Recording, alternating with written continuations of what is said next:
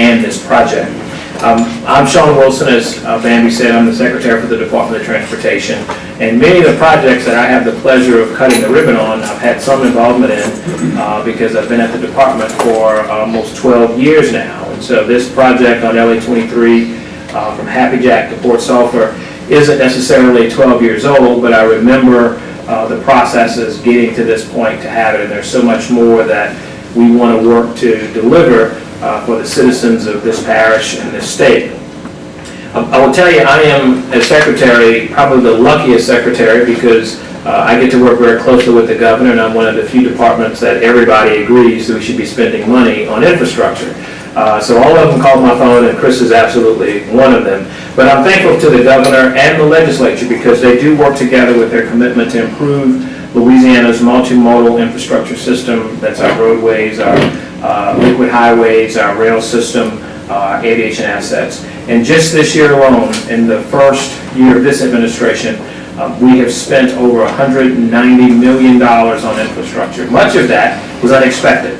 And that's the new dollar amount. That doesn't include the average annual allocation of funds to construct projects. We've got 64 parishes in this state, and I've got about 16,000 miles of roads that I'm responsible for as secretary, and I have about 7 cents of value of the 16 cents that you spend when you fill a gallon of gas in your car to be able to manage all of that. And so if the numbers aren't that big, know that we're just happy to be spending the numbers, because in Plaquemines Parish, we spent about $1.7 million on this investment to improve the mobility and connectivity from where the world begins south of here to where the world continues north of here. And this project resurfaced 4 miles of LA 23 between Happy Jack and Port Sulphur, and it provided improved access to many of the things that are essential for life and enjoyment and just business purposes here in Plaquemines Parish. This project also addressed drainage, and that's something that you all are all too familiar with in terms of needing to move water from one place to the other and how to live with that and manage it. And this hospital is a good example of that in terms of its structure and how it was built and why it was built the way it was built. And I just mentioned to Chris that we'll be traveling to look at other assets and resources around the country and the world to talk about how you can do better by living with water and knowing that you can't necessarily fight it. Roads are not necessarily that way because asphalt has a primary ingredient called oil, and oil and water won't mix. And when you put heavy trucks on soft roads, you have damaged potholes and damaged infrastructure. Bow Brothers was the construction company right out of New Orleans. I grew up in Algiers Point, so I'm very familiar with them, and they do phenomenal work, and they are an absolute pleasure to work with. And these improvements that you see outside where we're going to cut the ribbon today as a part of this celebration benefit about 8,000 people per day. And the notice and the importance of moving that many people when I've got other segments of road that have over 200,000 ADT, average daily traffic, it's important to me, it's important to the governor that we have a balanced transportation system and that we invest all across the state. I also mentioned to you how important this corridor is to get from point south of here, not just for the residents, but for the visitors like myself that partake in the cultural tourism opportunities here. But it's also a huge evacuation route, not necessarily just to get people out, but to get life-saving assets and resources into this region. And so with that said, this project has been completed, and it's important that we continue our efforts to build and promote an innovative multimodal transportation system. And the first question that I got as I got out of my car is the same question I get everywhere else. I get thrown under the bus quite a bit from my friends, like, when's the other 2 lanes coming? You know, that was the first question. Those are the projects that we want to build, but those are the projects that we just cannot afford right now. And I kid this guy and Senator Alario all the time that we have to work together to do it because it's going to take a huge investment on our part as a state. The need is great. It's been nearly 30 years since we've adjusted our revenue source, and these are projects that people can see and benefit from. Businesses will improve their access, congestion will be reduced, the paving will be better, and the expectation of what it produces over time will be phenomenal. So this resurfacing is a very important project. We cannot and shall not ever forget that when you build infrastructure, you have to maintain it. And this is a road that's been here far, far longer than I've been on this earth, and we have to continue to come back and invest it every 12 to 15 years, and that's that revenue source that is continually eroding, and that's that maintenance and operations. I would not be a secretary if I didn't thank a few people that are part of this effort. It was our federal highway partners with the Federal Highway Administration, Brittany Rooney serving as project manager and designer, and Jaquel Johnson as our roadway engineer, and Nelson Capote, who many of the local officials who have worked with on the ground, as the area engineer, assisted by our project engineer, Mr. Colbert Oye. I'd also like to thank Chris Marvant, who is busy in Baton Rouge. I was with him this morning. He was working with the other district administrators. He is very committed to this region of the state as the district administrator, but he also is committed to this parish.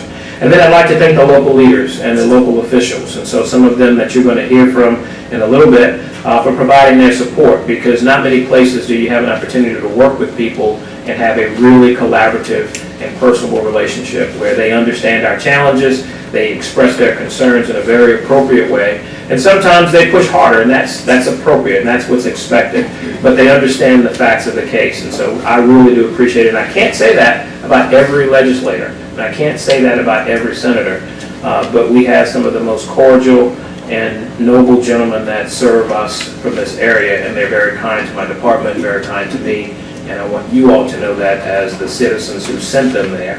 And if they mess up, I will call you and tell you to take them back. How about that?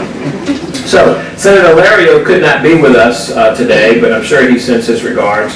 And the proper protocol is when your last name is Lario, you always go first. But since he's not here, I will ask Representative Chris Leopold to come up and say a few words, but also ask him to acknowledge people, because he was the driving force behind us to make sure that we were here so that people can appreciate the time and the effort that was put into this. So let me have Representative Leopold come up, and then we'll have Councilwoman Audrey Trudon-Salvant. If I said it right, I just said Miss Audrey, from the Plaquemines Parish Council. Mr. Anlis Cormier, our parish president, will come up right after Chris, and then we will end with a representative from PABI, the Plaquemines Association of Business and Industry, Mr. Bobby Thomas, and they'll come up in that order. Thank you, Sean. And before I go any further, I'm going to try to recognize as many public officials without leaving anyone out as I possibly can. But with us today is Council Members Irvin Juneau from District 4, Council Chairman John Bartholomew from District 1, Council Member Roussel from District 5, Council Member Edgecombe from District 8. Sorry, Ms. Audrey.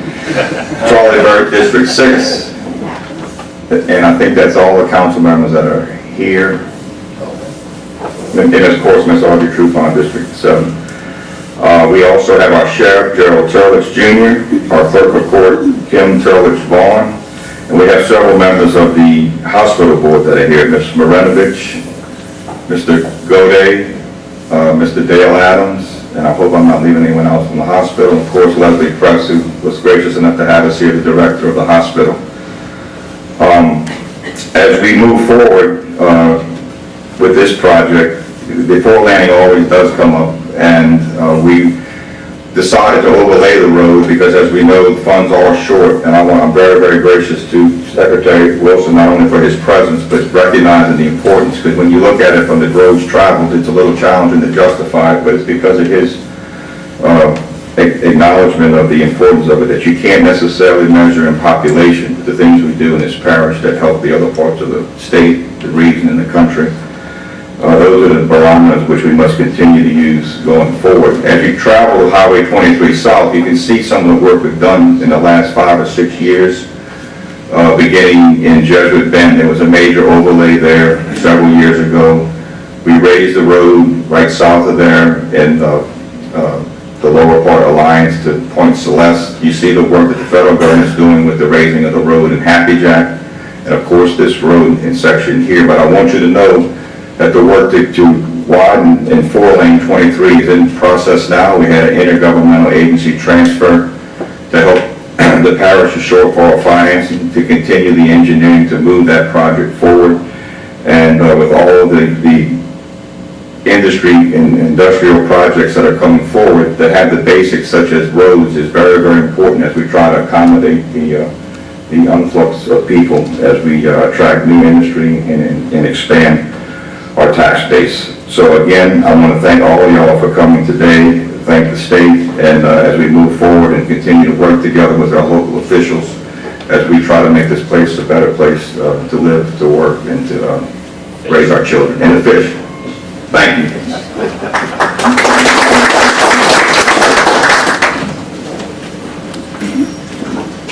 On behalf of Sheriff Tillage, I'll speak, Secretary Wilson, thank you, because you saved us some money with this project. I'm sure these turn lanes are going to lessen probably at least 1 or 2 accidents every couple of years that the Sheriff's Office won't have to investigate and that the parish won't be sued for. Take that into consideration when I speed up. You'll have to take that over, Sheriff Tillage. But no, this is a wonderful step in the right direction, and I'd be remiss if I didn't mention, Secretary, I grew up literally about a mile up that way, and I think it was in the early 80s when we used to have a little, it wasn't a real hunting camp, but a little camp in the back between the Bachelor and the neighborhood, and they came through with the bulldozers back in the 80s, and the justification for knocking all the woods our forest down was they were coming through with the 4-lane. So this is this is an issue that's long predates you, but we know that both you and Representative Leopold are working hard to continue to move this forward, and we thank you for this step in the right direction. Thank you.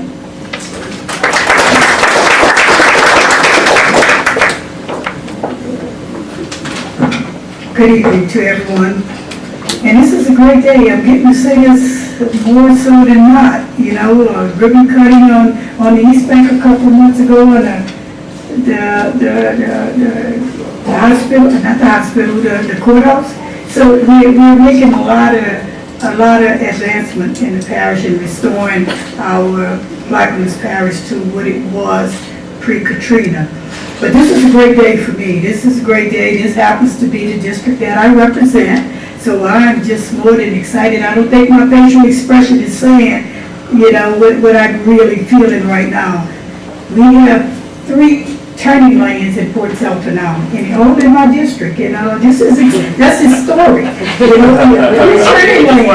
You don't have to stand behind someone and wait until they decide to turn. You can just, you know, so that's a great thing. But on a serious note, I want to thank Dr. Wilson for all that he's done and the support that he's shown to this parish, and more importantly to Representative Chris Leopold. He's just been a giant in researching and finding money where it seemed that it wasn't none. In the midst of the budget cuts and always going on the state level, he always managed to find something. And then I'm more excited that he usually finds funding for my area. So I'm pretty excited about that. But Chris, I want to say I've been receiving, my office been inundated with calls. Our constituency is more than excited about the development to the infrastructure. And they've been very complimentary, and I want to let you know that I've taken full credit for this project.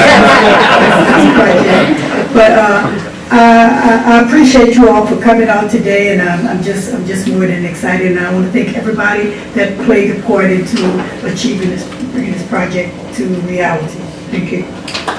President Leopold, Secretary Wilson, thank you very much. It is indeed a great day, as Councilman Truvant referred to just now.